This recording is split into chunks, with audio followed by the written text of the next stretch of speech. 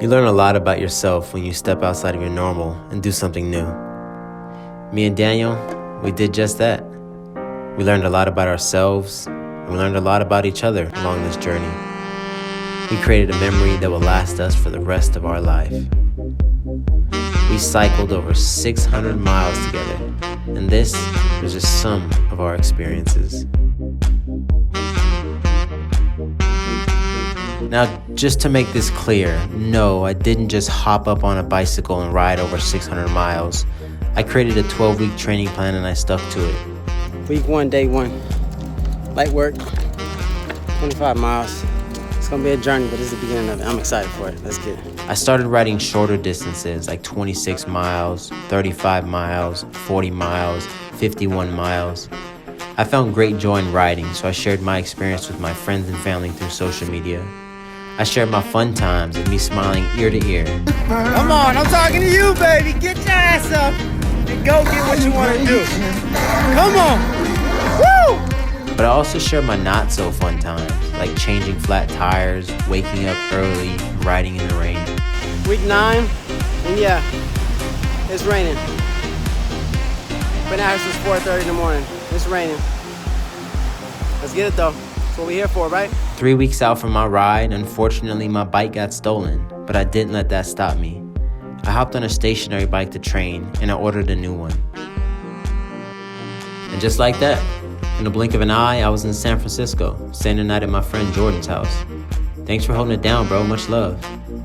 The next morning, I met up with Daniel.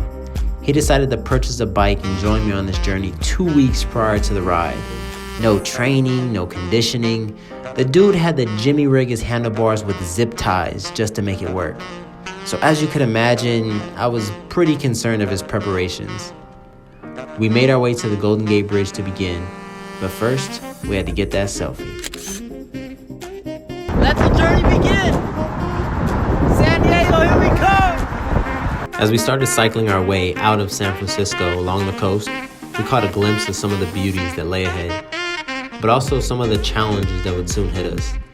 Bike malfunctions on the side of the road, multiple stops at bike shops, and Daniel's stamina, or lack of.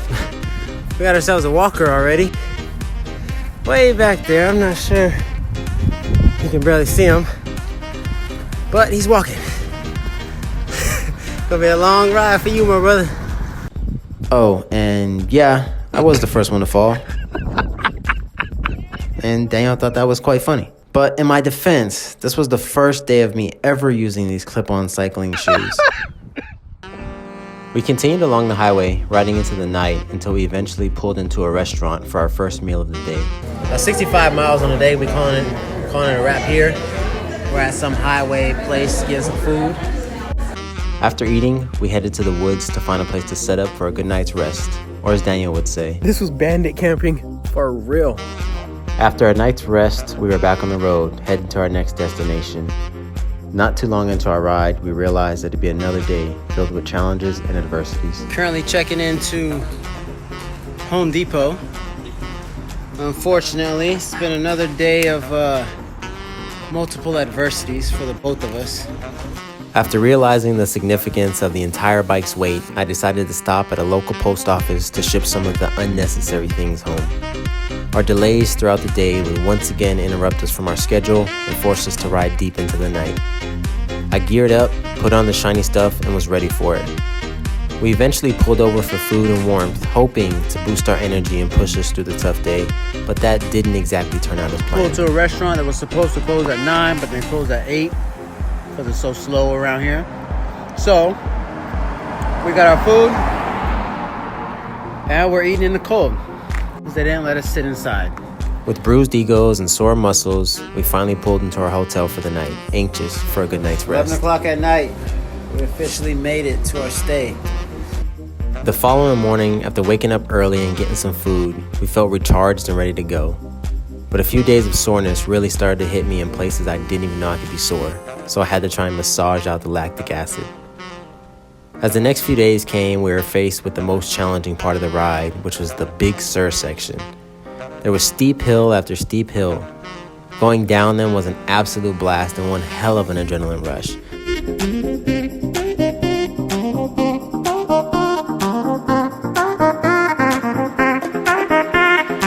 Riding back up, it almost made it not worth the ride down. We quickly learned how to appreciate the thrill of the ride, the ups and the downs, all while soaking in the beautiful views that the Pacific Coast Highway had to offer. What I soon realized is that Daniel and I, we have different ways to handle the suck. How hard we work? Bigger than Big Sur. Tell you that much. Right fucking not. He delusional. Fucking sucks, yo. As we continued our journey along, I was happy to be able to launch the drone any moment possible to try and get some pretty amazing shots.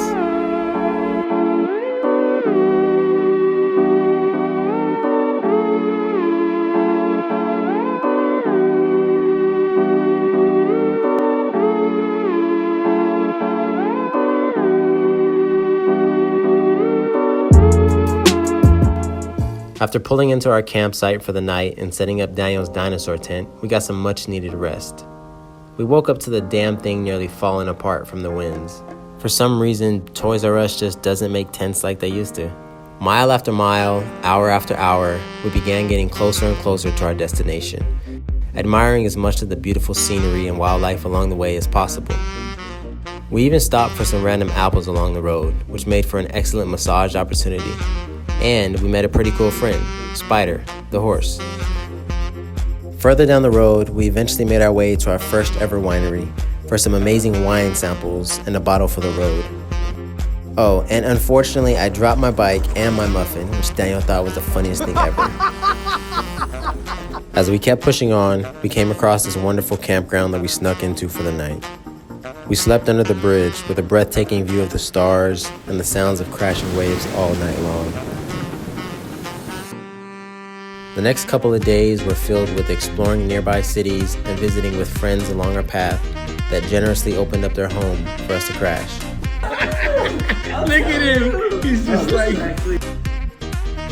While beautiful sunrises gave us the motivation to quickly get the morning ride started, an unexpected food sickness hit me on the 9th day of our journey, turning this already physically exhausting ride into quite a bit more of a challenge. Kyran's struggling today, man. Yesterday was my day, but I mean, look at him. He's just like... I should give him a head start. Moving at what felt to be like a snail's pace, the only thing I could try and do was stay positive and just keep pedaling. He's taking another fucking piss. He's taking like fucking 15 pisses today. He's pedaled like shit. Tomorrow's gonna be a bag of dicks. A large package. A potato sack of dicks. This is how we living, bro. I'm tired as fuck. That's how we living. My body wants to shut down. He said, right about to take off. We got like 15 minutes left of sunlight. And Q gets a flat in the front. As another night of riding began, it wasn't long before I was pulled over on the side of the road, lying motionless. You gonna lie to her? Tell her you sleeping on the side of the street right now, baby. Mom, don't pray for me. I'm okay. I feel like I don't have no calories. I feel like my knees about to lock up. You caught that fucking flat tire right before Fuck the flat tire. Fuck that. Bathroom with no toilet paper. Fuck the headwind. Fuck the headwind. Fuck Los Angeles traffic. Fuck LA. Fuck the extra 7 miles. If we didn't go to Anthony's house, we would be there. Fuck those pretzels. Fuck those pretzels. And I wouldn't have had those. We got 7 miles to go. This motherfucker is laying in the fucking gravel. He's laying in the fucking gravel. Bro, my body feels dead. Legit. He's eating fucking white cheddar cheeses. I don't want to move, bro. I've seen the angels. Hey, Howard. God, is that you? God? Help me. It's not a lot of hills, are there, to climb? At last, the final day of our trip was here. This climb was absolutely horrendous. Oh my God. Actually, it wasn't that bad, but it was. especially for Kyran. He's like fucking trooping it out. Had his stomach virus yesterday, and his stomachs probably look like this right now. That's what Kyran's stomachs look like. We've been hitting like a 2 to 7 mile an hour pace, and he's just fucking trooping through it. We got about 18 to 15 miles left to go, and Kyran's really out here killing it. So I hope y'all can appreciate that. As the last miles began counting down and the city limits within the grasp of our hands, a real bittersweet feeling began to sink in. Yes, the trip was filled with challenging points and painful moments. He just want to get to the hotel. This motherfucker is dying. But it was also filled with so many joyful memories that have made a permanent impression on one another. Hey, fucking drop this. Let me drop this fucking bike in the bush real quick. What a hug, dude.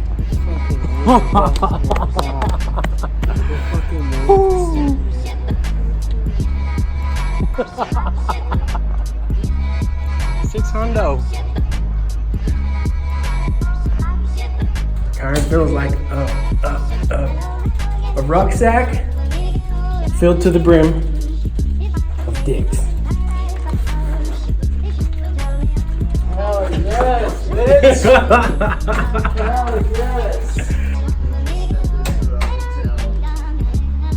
In the chino pants. 69 miles with the Super Mario still, baby. Woo! We made it alive. I feel like death. This freaking stomach bug has been kicking my ass all day. I feel like shit. I feel like dying. But we made it. Through it all, we continued to push through, and we had a lot of challenges. We had a shit ton of challenges, but we made it to San Diego, y'all.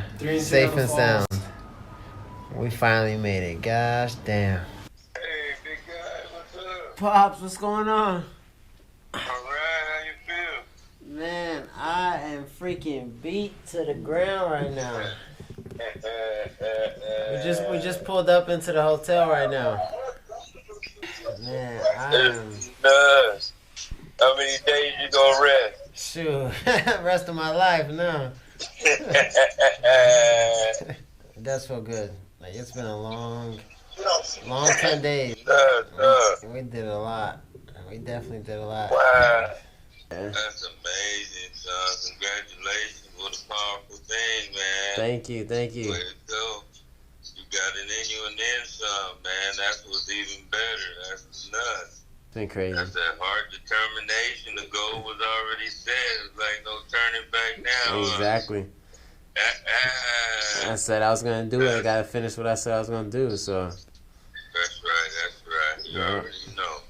Get your rest and relaxation on, son. I'm glad to holler at you. You look good, man, but no surprise. I appreciate that, Pops. Pops. You're going to do the damn thing, man. Yeah. Wow. That's great. All right, man. Feel good and continue being good, son. All right, Dad. I love you. Love you, man. Rest well. All right. Bye. Let's stay quiet, bro. I want to peek over here and see what it is. That's 600 deep right there. 600 deep. 600 deep, though. 600 on mine, bro. Look at that. 600, bro. Hey, you got bread? I got it on You got bread right I there? got 600 of them. Little marinara sauce? 600. Hey, wake up. Hey, 600. Get the fuck out of here. Everybody need to know this shit, dog. Vamos a ver. I never once thought I would ride my bicycle over 600 miles. In fact, I never knew anyone who had. To me, this whole idea and this whole process was new, but it showed me how allowing myself to commit to something, creating a plan to accomplish it, and following through would ultimately pay off. You see, this life is short, and we all have our own challenges and obstacles to work through, but there is a reason that some people are simply more fulfilled in life. It's because life truly is what you make it. I want to personally thank every single person along this journey that has helped out in any way. Together, we were able to raise $2,106 that has been fully donated to help support veterans. Danny boy, it has been one hell of a ride, my brother. Thank you for coming along, and I'm looking forward to whatever our next adventures bring. So what you want to do for the next one? The next adventure challenge? Just Spain. Spain, another bike one? Let's go. Ha! I needed some shit with some bop in it. Let's go! I flew past the whip with that blunt in my mouth, watched it swerving, that whip had a cop in it.